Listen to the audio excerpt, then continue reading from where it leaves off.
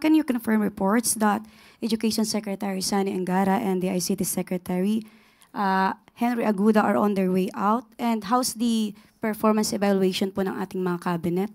Denied po, dahil kahapon lamang po ay kasama namin sila sa LEDAC meeting. At nagbigay din po sila ng kanilang mga proyekto sa private meeting with the President.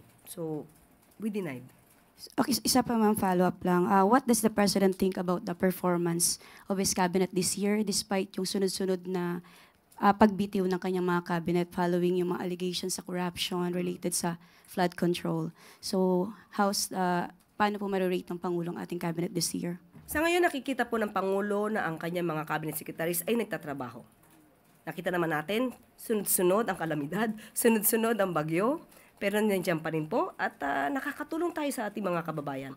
So, kontento po ang ating Pangulo sa lahat ng kanyang mga cabinet secretaries at habang nananatili sila dyan, nandiyan pa rin po ang tiwala ng ating Pangulo sa kanila.